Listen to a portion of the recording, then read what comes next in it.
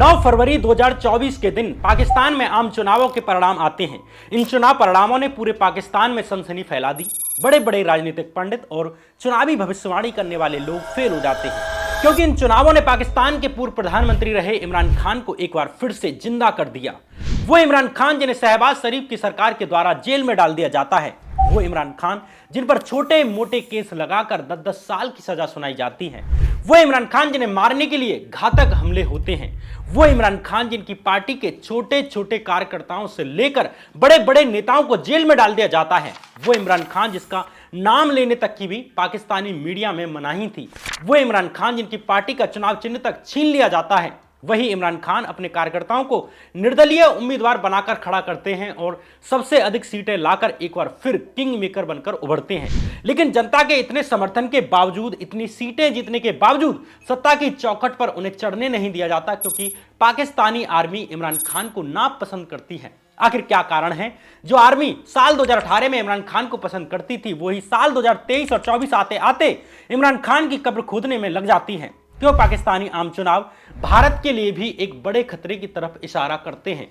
आखिर पाकिस्तान की राजनीति में क्या पक रहा है, जानेंगे आज के इस एपिसोड में।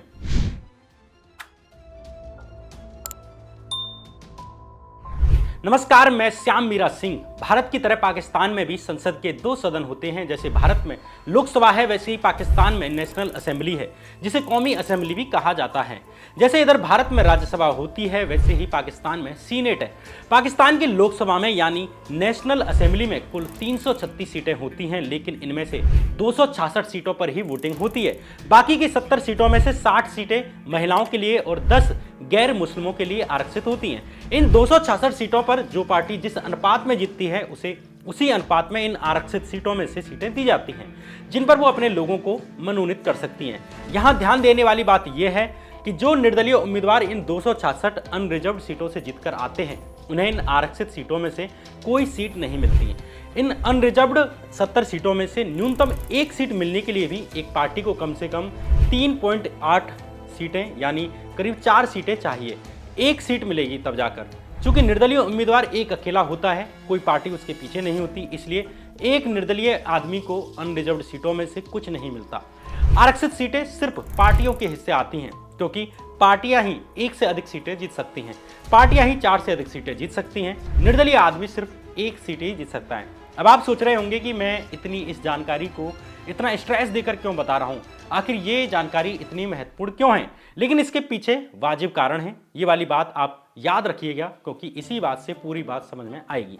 8 फरवरी 2024 के दिन पाकिस्तान में नेशनल असेंबली का चुनाव होता है। पाकिस्तान में अमूमन चुनाव के कुछ घंटों के बाद ही अगले दिन तक ही नतीजे आ जाते हैं, लेकिन इस बार पाकिस्तान के चुनाव आयोग ने 3 दिन बाद यानी 11 फरवरी को फाइनल आंकड़े जारी किए।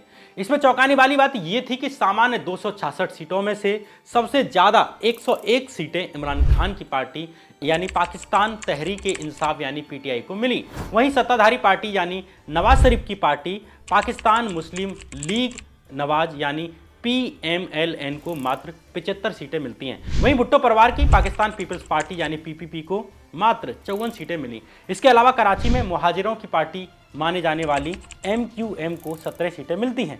लिस्ट में कुछ और भी छोटी बड़ी पार्टियां हैं, लेकिन उनके एक सीटों या 2 सीटों का ब्यौरा देना उतना महत्वपूर्ण नहीं है। लेकिन साफ है कि किसी भी पार्टी को स्पष्ट बहुमत नहीं मिला। लेकिन इमरान खान की पार्टी PTI बहुमत से सबसे करीब पहुंची और सबसे बड़ी पार्टी बनकर उभरी। लेकिन यही सबसे बड़ा अड़ंगा है। अड़ंगा ये कि बीते सालों से पाकिस्तान सरकार इमरान खान और उसकी पार्टी PTI को मिटाने में लगी हुई थी। इसी कड़ी में पूर्व प्रधानमंत्री इमरान खान को अरेस्ट तक किया गया और उनकी पार्टी से चुनाव चिन्ह तक भी छीन लिया गया। इसके बाद भी इमरान खान को मजबूरन नेशनल असेंबली के चुनावों में अपने उम्मीदवारों को निर्दलीय तौर पर उतारना पड़ा। इस कारण वैसे तो इमरान खान की पार्टी PTI द्वारा समर्थित निर्दलीयों को बहुमत मिला, लेकिन सबसे बड़ी पार्टी नवाज शरीफ की पार्टी रही यानी PMLN यानी पाकिस्तान मुस्लिम लीग नवाज।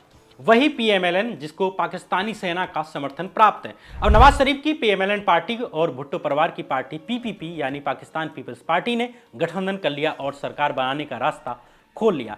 इस तरह जेल में बंद पाकिस्तान के पूर्व प्रधानमंत्री इमरान खान की पार्टी सबसे अधिक सीटें जीतकर भी सत्ता में नहीं पहुंच पाई और उसके बाहर ही रह गई। दरअसल पाकिस्तानी आर्मी किसी भी कीमत पर पूर्व प्रधानमंत्री इमरान खान को रोकना चाहती थी। इसके लिए पाकिस्तानी आर्मी ने चुनाव आयोग से लेकर अदालतों और मीडिया तक को अपने काबू में रखा। जब चुनाव वाले दिन भी मन मुताबिक परिणाम नहीं आ रहे थे तो धांधली करवाई गई, ऐसे इल्जाम पाकिस्तानी आर्मी पर लगे। वैसे में सवाल उठता है कि कैसे पाकिस्तानी सेना ने यह खेल किया और क्यों किया।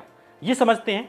ये कहानी शुरू होती है साल 2018 से, जब पाकिस्तान में आम चुनाव होते हैं। 2018 से पहले कई चुनावों में पाकिस्तान में दो ही पार्टियों का दबदबा रहता था। एक नवाज शरीफ की पार्टी यानी PMLN और दूसरी पार्टी होती थी भुट्टो परिवार की यानी पाकिस्तान पीपल्स पार्टी यानी PPP। बाकी और भी कई छोटी पार्टियां होती थी, लेकिन वे सत्ता में आने लायक कद नहीं रखती थी। लेकिन साल 2018 के चुनाव में एक और पार्टी तेजी से राष्ट्रीय पटल पर उभरती है और वह पार्टी थी इमरान खान की पार्टी यानी पाकिस्तान तहरीक-ए-इंसाफ यानी PTI। इमरान खान पाकिस्तान के 1992 में वर्ल्ड कप जीतने वाली क्रिकेट टीम के कप्तान रहे हैं। पाकिस्तान में पहले से लोकप्रिय थे और पाकिस्तानी राजनीति में इसको देखकर वो क्रिकेट से राजनीति में आ जाते हैं। लेकिन साल 2018 से पहले खैबर पख्तूनख्वा प्रांत के अलावा इमरान खान की पार्टी की राष्ट्रीय स्तर पर कोई खास पकड़ नहीं थी। लेकिन समय की सुइयां बदलती हैं। दरअसल पाकिस्तान के हर चुनाव में सेना किसी एक पार्टी और किसी एक उम्मीदवार को अंदर ही अंदर समर्थन देती है और उसकी जीत सुनिश्चित कराती है और किसी भी हाल में कराती है। साल 2018 में पाक सेना का ब्लू आइड बॉय यानी लाडला लड़का था इमरान खान। इससे पहले पाकिस्तानी सेना का समर्थन नवाज शरीफ को प्राप्त था, लेकिन नवाज शरीफ ने सेना के दखल को मानना बंद कर दिया था या कम कर दिया था। नवाज शरीफ भारत के साथ अच्छे संबंध बनाना चाहते थे, मतलब सेना का कंट्रोल अब उन पर नहीं रह गया था। इसलिए अपने नए लाडले इमरान खान को जिताने के लिए पाकिस्तान की सेना ने तैयारियां शुरू कर दी। लेकिन इसके लिए जरूरी था नवाज शरीफ को साइड लाइन लगाना। इसलिए साल 2018 के आम चुनावों से पहले ही नवाज शरीफ को साल 2017 में प्रधानमंत्री की कुर्सी छोड़ने के लिए मजबूर किया जाता है। नवाज शरीफ के खिलाफ संपत्ति छिपाने का आरोप लगता है और कोर्ट ने भी उन्हें अयोग्य ठहरा दिया। इस तरह मतदान से ठीक 3 हफ्ते पहले ही नवाज शरीफ को जेल की सजा सुना दी जाती है। उनकी पार्टी के शीर्ष नेताओं पर भी कार्रवाई शुरू हो गई। चुनाव से ठीक 4 दिन पहले ड्रग तस्करी के आरोप में नवाज शरीफ की पार्टी यानी PMLN के बड़े नेता हनीफ अब्बासी को भी आजीवन कारावास की सजा सुना दी जाती है। बाकी नेताओं को भी धमकाकर या डराकर इमरान खान की पार्टी के साथ कर दिया जाता है। नवाज शरीफ की पार्टी की कवरेज करने वाली मीडिया आउटलेट्स को भी सेंसर कर दिया जाता है। 25 जुलाई 2018 के दिन पाकिस्तान में आम चुनाव होते हैं। पाकिस्तान में परंपरा है कि अमूमन चुनाव के तुरंत बाद ही वोटों की गिनती शुरू हो जाती है और नतीजे आने शुरू हो जाते हैं। लेकिन साल 2018 के चुनाव में वोटों की गिनती करने में कई घंटे की देरी की जाती है। विपक्ष ने चुनाव में गड़बड़ी का आरोप लगाया। आरोप यह भी था कि पार्टियों के प्रतिनिधियों को काउंटिंग के वक्त अंदर भी नहीं जाने दिया जा रहा। हालांकि इस इल्जाम को चुनाव आयोग ने गलत ठहराया, लेकिन जब नतीजे आए तो वे चौंकाने वाले थे। इमरान खान अचानक हीरो बनकर निकलते हैं। इमरान खान की पार्टी 35 सीटों से उठकर सीधे 149 सीटों पर पहुंच जाती है, यानी इमरान की पार्टी को एक ही चुनाव में 114 सीटों की इजाफा होता है। वहीं नवाज शरीफ की पार्टी PMLN, जिसे उस वक्त शहबाज शरीफ लीड कर रहे थे, 166 सीटों से गिरकर 82 सीटों पर आ जाती है। वहीं बिलावल भुट्टो जरदारी की पार्टी PPP को 54 सीटें मिलती हैं। साफ था, भले ही इमरान की पार्टी PTI सबसे बड़ी पार्टी बनकर उभरी, उसे 149 सीटें मिली, लेकिन 342 सीटों वाली पाकिस्तान नेशनल असेंबली में बहुमत के लिए 172 सीटें चाहिए थी। लेकिन छोटी और मोटी और बड़ी पार्टियों को मिलाकर निर्दलीय उम्मीदवारों की मदद से PTI ने बहुमत जुगाड़ लिया और इमरान खान पाकिस्तान के नए प्रधानमंत्री बन जाते हैं। लेकिन इस बीच आई कोरोना महामारी के दौरान साल 2021 आते आते इमरान खान की सरकार पर सवाल उठने लगते हैं। महंगाई रिकॉर्ड स्तर पर पहुंच जाती है। खाने पीने का हर सामान और पेट्रोल डीजल रिकॉर्ड स्तर पर पहुंच जाते हैं। किसानों को फर्टिलाइजर्स नहीं मिलते। अमूमन पाकिस्तान हर चीज के लिए ही बाहरी मदद पर अपना काम चलाने लगा।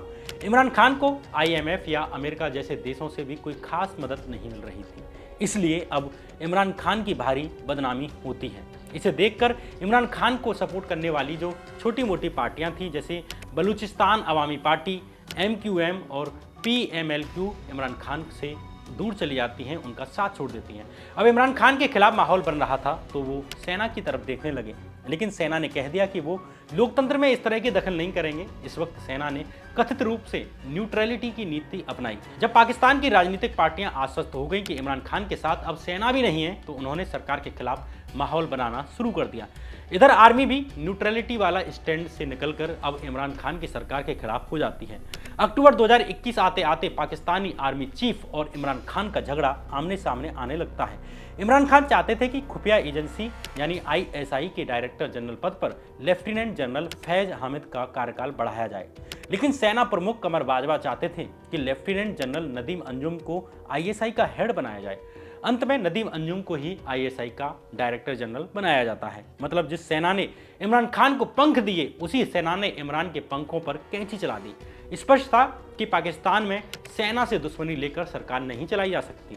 इसके बाद तो घरेलू मामलों के साथ साथ विदेशी नीति के मामलों में भी इमरान खान और सेना के झगड़े सामने आने शुरू हो गए। रूस के यूक्रेन हमले की पहली शाम यानी 23 फरवरी 2022 के दिन इमरान खान रूस की राजधानी मॉस्को में थे। अपनी मॉस्को यात्रा के कुछ दिन बाद मार्च 2022 में इमरान खान ने एक रैली की और इस रैली में उन्होंने एक कागज लहराते हुए बताया कि उनके पास सबूत है कि एक मुल्क उन्हें हटाने की साजिश कर रहा है। उनका इशारा अमेरिका की तरफ था। इमरान का कहना था कि उनकी रूस यात्रा के कारण अमेरिका के साथ मिलकर उन्हें हटाने की साजिश रची जा रही है। जाहिर है उनका इल्जाम अमेरिका से ज्यादा पाकिस्तानी सेना पर था। इस तरह से इमरान और पाकिस्तानी आर्मी के रिश्ते और भी बिगड़ते चले जाते हैं। अपनी कुर्सी जाती देखकर इमरान खान ने नेशनल असेंबली को बर्खास्त करने की राष्ट्रपति से सिफारिश कर दी, ताकि किसी और के प्रधानमंत्री बनने से बेहतर है कि दोबारा चुनाव होते। लेकिन सुप्रीम कोर्ट ने इसे गैर कानूनी माना और इस तरह नेशनल असेंबली भंग नहीं की गई। अब इमरान खान को प्रधानमंत्री बने रहने के लिए नेशनल असेंबली में बहुमत साबित करना था, लेकिन इमरान खान बहुमत साबित नहीं कर सके और इस तरह अप्रैल 2022 में इमरान खान की सरकार गिर जाती है। सत्ता विहीन हो जाने के बाद इमरान खान की सामत आ जाती है। इमरान खान पर जानलेवा हमले भी हुए। 3 नवंबर 2022 को पाकिस्तान के वजीराबाद में एक जुलूस के दौरान उन पर गोलियां चलाई जाती हैं। एक गोली इमरान खान के पैर में आकर भी लगती है, लेकिन इमरान की मुश्किलें तो अभी और अधिक बढ़ने वाली थीं। पाकिस्तानी आर्मी के द्वारा अब उन्हें जेल भेजने की तैयारियां शुरू हो जाती हैं। उन पर एक के बाद एक केस लगाए जाते हैं, छोटे मोटे केस लगाए जाते हैं। पहला केस तोशखाना मामले में लगाया गया। पाकिस्तान में तोशखाना एक सरकारी विभाग है जहां PM, राष्ट्रपति और दूसरे बड़े अधिकारियों को मिलने वाले कीमती तोहफों को रखा जाता है। इमरान खान को प्रधानमंत्री रहते हुए जो तोहफे मिले थे उनमें से कुछ प्रक्रिया के तहत पैसे देकर तोशखाने से खरीद लिए गए थे। इमरान खान पर दोष ये साबित हुआ कि कम पैसे देकर उन्होंने बेहद कम कीमत देकर बहुत महंगे महंगे तोहफे खरीद लिए। कुछ तोहफों को सिर्फ 20% देकर या कुछ तोहफों को 50% भुगतान करके ही खरीद लिया गया और उन्हें महंगे दामों में बेचा गया। इस मामले के अलावा इमरान खान के अल-कादिर ट्रस्ट को प्रधानमंत्री रहते हुए गलत फायदा पहुंचाने के मामले में भी एक केस दर्ज किया गया। इस मामले में 9 मई 2023 के दिन जब इमरान खान अपनी अग्रिम जमानत के लिए कोर्ट जाते हैं तो उन्हें गिरफ्तार कर लिया जाता है। ये उनकी पहली गिरफ्तारी थी। गिरफ्तारी के बाद इमरान खान के समर्थक भड़क जाते हैं। पाकिस्तान में जगह जगह हिंसक प्रदर्शन शुरू होते हैं। कई सैन्य दफ्तरों पर हमले होते हैं। सेना के रिहायशी इलाकों में भी हमले किए गए। इसके बाद तो पाकिस्तानी सेना को बहाना मिल गया और उसने क्रैकडाउन और अधिक तेज शुरू कर दिया। हालांकि गिरफ्तारी के 3 दिन बाद ही यानी 12 मई को इस्लामाबाद हाईकोर्ट ने इमरान खान की गिरफ्तारी को अवैध माना और तुरंत रिहाई के आदेश दे दिए। लेकिन सरकार और सेना उनकी फिर गिरफ्तारी की तैयारी में लग जाती है। 5 अगस्त 2023 को तोशखाना मामले में इमरान खान की फिर से गिरफ्तारी हुई। तब से लेकर इस वीडियो को बनाए जाने तक यानी फरवरी 2024 तक इमरान खान रावलपिंडी की अदियाला जेल में हैं। इस बीच 30 जनवरी 2024 में उन्हें सरकार की गोपनीय जानकारी लीक किए जाने के मामले में भी 10 साल की सजा सुना दी गई। ये गोपनीय जानकारी उसी रैली के संबंध में थी जो इमरान खान ने मार्च 2022 में की थी और जिसमें एक कागज लहराते हुए साजिश का आरोप लगाया था। इतने से मामले में इमरान खान को यानी पूर्व प्रधानमंत्री को 10 साल की सजा सुना दी गई। इसके बाद तोशखाना मामले में भी इमरान खान को 14 साल की सजा सुनाई गई। 3 फरवरी 2024 को एक और मामले में उन्हें और उनकी पत्नी को 7 साल की सजा सुना दी गई। ये केस भी बड़ा दिलचस्प है। इस केस में उनकी पत्नी पर आरोप लगाया गया कि उन्होंने अपने पहले वाले पति से तलाक के बाद इद्दत की अवधि यानी 3 महीने की अवधि पूरी किए बिना ही इमरान खान के साथ शादी की है। इस मामले में दोनों को 7 साल की सजा सुना दी गई। इन मामलों को देखकर ऐसे स्पष्ट होता है कि जैसे छोटे छोटे केस लगाकर इमरान खान को जेल में लंबे वक्त तक रखने की साजिश या पूरा इंतजाम किया गया है। लेकिन इमरान को जेल में रखने के बाद भी उनकी लोकप्रियता में कोई कमी नहीं आई, इसलिए पाकिस्तान की सेना ने इमरान की पार्टी को तोड़ने का भी इंतजाम किया। इसलिए इमरान खान के बाद उनकी पार्टी के बड़े बड़े नेताओं की भी गिरफ्तारी शुरू हो जाती है। विदेश मंत्री शाह महमूद कुरैशी को भी गोपनीय जानकारी लीक करने के मामले में गिरफ्तार कर लिया गया। उन्हें 10 साल की सजा सुनाई जाती है। इमरान की पार्टी के और भी बड़े नेताओं पर केस दर्ज कर लिए जाते हैं। नतीजतन इमरान खान की पार्टी को तोड़कर करीब 100 नेताओं ने कारोबारी जहांगीर खान तरीन की अगुवाई में एक नई पार्टी बनाई और नाम रखा इस्तेहकाम-ए-पाकिस्तान पार्टी। माना जाता है इस पार्टी को बनाने के पीछे पाकिस्तानी सेना का ही हाथ था। इस तरह की टूट के बाद भी जो नेता बच गए उनके खिलाफ भी क्रैकडाउन जारी रहा। उनको अगवा करके जबरन इमरान खान का विरोधी बनाया गया। मसलन उस्मान डार सियालकोट में इमरान की पार्टी यानी पीटीआई के एक वरिष्ठ नेता थे। वो इमरान खान की सरकार में युवा मामलों के विशेष सलाहकार भी थे। बीबीसी की एक रिपोर्ट में उनके परिवार के हवाले से लिखा गया है कि वो अक्टूबर 2023 में 3 हफ्ते तक गायब रहे। बाद में जब वो टीवी पर आए तो उन्होंने 9 मई को हुए दंगों के लिए इमरान खान को जिम्मेदार बताया। दरअसल मई 2023 में पीटीआई के कार्यकर्ताओं की तरफ से देश भर में हिंसक प्रदर्शन होते हैं। इमरान की सरकार जाने के तुरंत बाद 11 अप्रैल 2023 के दिन नवाज शरीफ की पार्टी पीएमएलएन के नेता शहबाज शरीफ ने पाकिस्तान पीपल्स पार्टी और जमयत उलेमा-ए-इस्लाम और अन्य छोटी छोटी पार्टियों के साथ मिलकर सरकार बना ली। अब शहबाज शरीफ की भी ये सरकार अगस्त 2023 तक चलती रही। नेशनल असेंबली के 5 साल पूरे तभी होने थे, लेकिन उनके पूरे होने से पहले ही यानी 3 दिन पहले ही शहबाज शरीफ ने राष्ट्रपति आरिफ अलवी से नेशनल असेंबली को भंग करने की सिफारिश दे दी। नेशनल असेंबली के 5 साल का कार्यकाल पूरे होने पर नेशनल असेंबली स्वतः ही भंग हो जाती। इस स्थिति में पाकिस्तान के संविधान के अनुसार 60 दिन के भीतर इलेक्शन कराने पड़ते। लेकिन अगर नेशनल असेंबली किन्हीं कारणों से अगर 5 साल पूरे होने से पहले ही यानी 1 दिन पहले भी भंग कर दी जाती है तो इलेक्शन के लिए 90 दिन का समय सीमा मिलता है।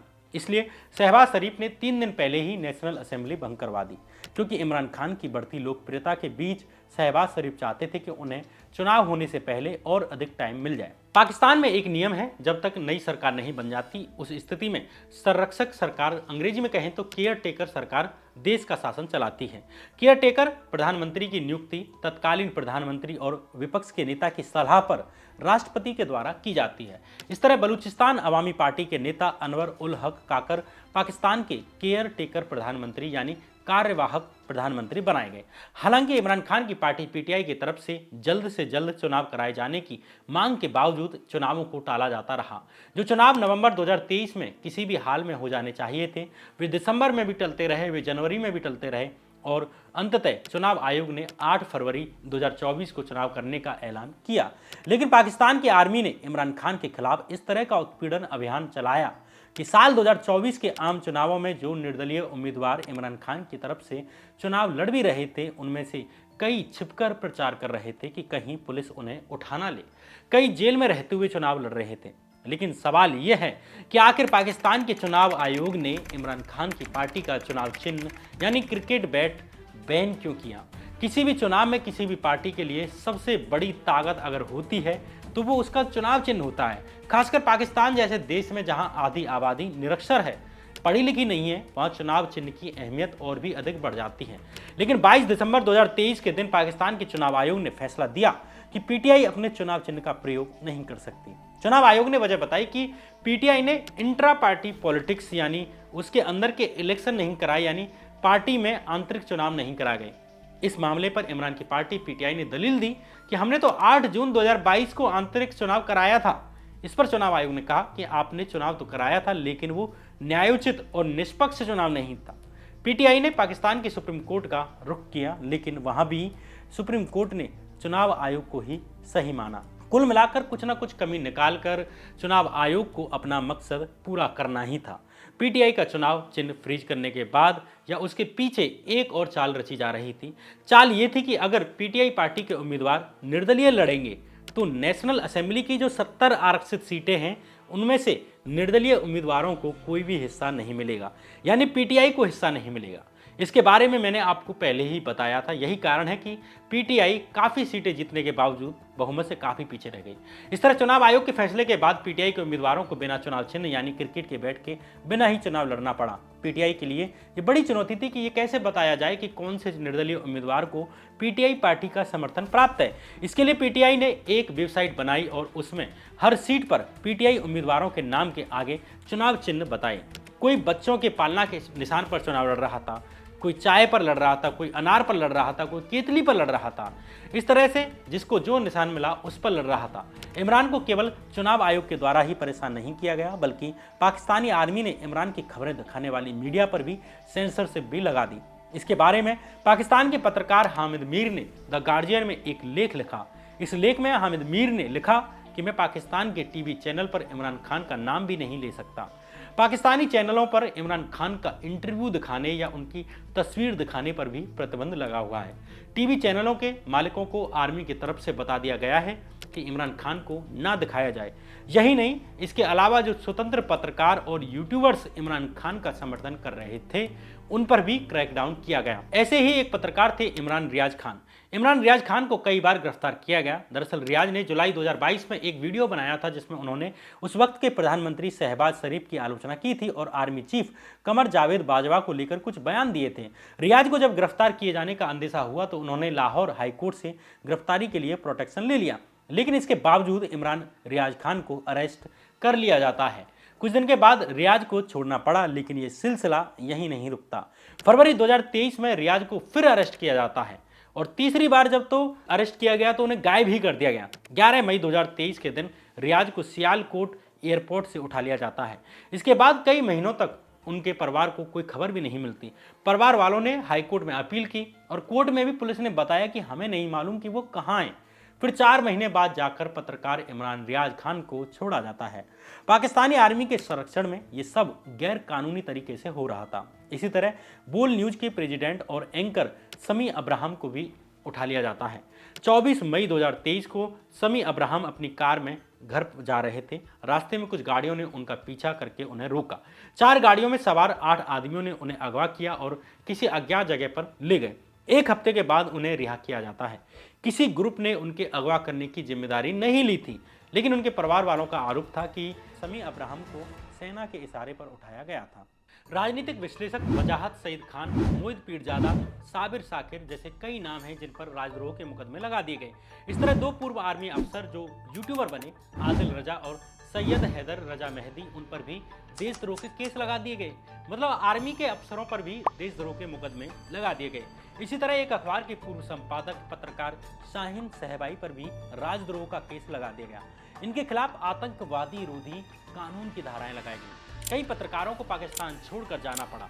अल जजीरा वेबसाइट की एक रिपोर्ट के मुताबिक चुनाव के दौरान भी टीवी चैनलों को साफ निर्देश था कि ना तो इमरान खान का जिक्र करना है, न उनकी खबर चलानी है, न उनका इंटरव्यू चलाना है, न ये बताया जाए कि कौन से निर्दलीय उम्मीदवार को इमरान खान की पार्टी का समर्थन प्राप्त है। ऐसे माहौल के बीच पाकिस्तान में साल 2024 का आम चुनाव होता है। पीटीआई पार्टी के पास न नेता था, न उनकी पार्टी का चुनाव चिन्ह, न ही इमरान खान की पार्टी के उम्मीदवारों को चुनाव प्रचार करने दिया जा रहा था। इमरान खान के भाषण आर्टिफिशियल इंटेलिजेंस से तैयार करके सोशल मीडिया पर वायरल किए जा रहे थे उनके समर्थकों के द्वारा, लेकिन पाकिस्तानी सेना उन्हें रोकने में यही नहीं रुकती।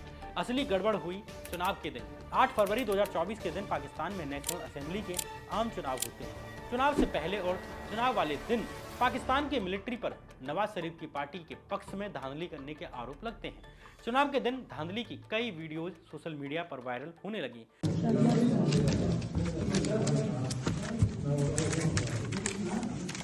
कुछ मामलों में जितने कुल वोट पड़े उससे ज्यादा वैलिड वोटों की गिनती होती है। कहीं खुलेआम बैलेट पेपर पर मुहर लगाकर बॉक्स में डाले जाते हैं। कई जगह तो बैलेट पेपर जलाने की भी वीडियो सामने आई। इन सब के अलावा पाकिस्तान के नए इलेक्शन मैनेजमेंट सिस्टम पर भी सवाल उठे। दरअसल पाकिस्तान ईवीएम का इस्तेमाल नहीं करता, वहां बैलेट पेपर से ही वोट डाले जाते हैं। तो इस बार पाकिस्तान के चुनाव आयोग ने एक नया ऐप तैयार किया जिसका नाम है इलेक्शन मैनेजमेंट सिस्टम यानी EMS। ये इसलिए था कि हर पोलिंग बूथ पर वोटों की गिनती के बाद डेटा इस ऐप में भर दिया जाए, ताकि इस तरह से सारे बूथों का डेटा एक जगह पर आ जाए तो फिर एक साथ गिनती की जा सके। लेकिन चुनाव अधिकारियों ने इस ऐप के काम करने पर सवाल उठा दिए। सिंध प्रांत में कई चुनाव अधिकारियों ने अपने ऊपरी अधिकारियों को पत्र लिखकर इस ऐप की शिकायत की। शिकायत ये थी कि जो डेटा अपलोड कर रहे हैं वो गायब हो जा रहा है। उनका अंदेशा ये भी था कि या तो सिस्टम में ही कोई गड़बड़ है, सिस्टम पूरी तरह से फेल है, या कोई इसे कंट्रोल कर रहा है। चुनाव से पहले ही चुनाव आयोग के तरीके पर इस तरह के सवाल उठते रहे। चुनाव के बाद तो धांधली के और भी आरोप लगे। पीटीआई पार्टी ने आरोप लगाया कि कई जगह उनके बूथ एजेंट से जबरन हस्ताक्षर करवाए गए हैं। कई जगह उनकी पार्टी का उम्मीदवार जीत रहा था, लेकिन फाइनल काउंटिंग में दूसरे उम्मीदवार को विजेता घोषित कर दिया जा रहा है। इस तरह से सेना पर जनता के दिए जनमत को लूटने का इल्जाम है। इन तमाम चुनौतियों के बाद भी इमरान की पार्टी के द्वारा समर्थित निर्दलीय उम्मीदवार सबसे बड़ी ताकत बनकर उभरते हैं। जनता ने इमरान के पक्ष में फैसला दिया, लेकिन पाकिस्तान की आर्मी ने जनता का फैसला ही पलट दिया। 13 फरवरी 2024 के दिन नवाज शरीफ की पार्टी PMLN ने एक प्रेस कॉन्फ्रेंस करके घोषणा की कि PMLN और भुट्टो परिवार की पार्टी यानी PPP मिलकर एक गठबंधन की सरकार बनाने जा रहे हैं और PM होंगे PMLN के नेता शहबाज शरीफ। मियां शहबाज शरीफ साहब का हमने पहले भी साथ दिया था, अब भी साथ देंगे। हालांकि पाकिस्तान में PM किसी भी पार्टी का बन जाए, इमरान की पार्टी से बने, चाहे नवाज शरीफ की पार्टी से बने, चाहे भुट्टो की पार्टी से, लेकिन पाकिस्तानी आर्मी के बिना सरकार चलाना मुश्किल ही नहीं नामुमकिन है। पाकिस्तान के बारे में कहा जाता है कि वहाँ सेना के पास एक देश है, न कि एक देश के पास सेना है। पाकिस्तान की सेना इतनी मजबूत है कि वो चुनाव आयोग को अपने काबू में कर सकती है, न्यायपालिका के फैसलों को प्रभावित कर सकती है और मीडिया को चुप करा सकती है। यही सब करके पाकिस्तान के आर्मी ने एक और चुनाव में अपनी पसंद की सरकार और अपनी पसंद का प्रधानमंत्री चुन लिया।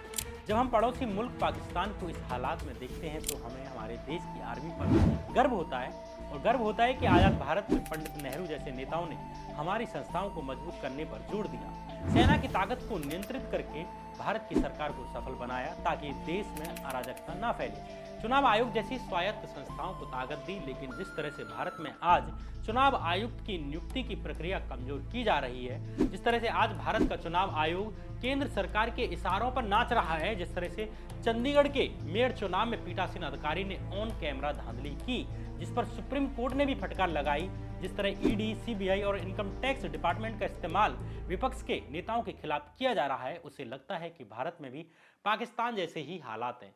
किसान आंदोलन को सरकार ना होने देने के लिए जिस तरह की निरंकुशता पर पहुंच चुकी है, उससे लगता है कि भारत में भी पाकिस्तान की तरह तानाशाही और अराजकता के मामले में कोई कमी नहीं है। वहां पाकिस्तान में आर्मी करती है तो इधर भारत में हमारी खुद की सरकार करती है। बहरहाल ये कहानी यहीं खत्म होती है। अगर आपको ये वीडियो पसंद आई है तो वीडियो को लाइक कर दीजिए और चैनल को सब्सक्राइब कर दीजिए। इस वीडियो के बारे में एक कमेंट करके जरूर जाइए। तब तक के लिए बने रहिए इस चैनल पर। नमस्कार।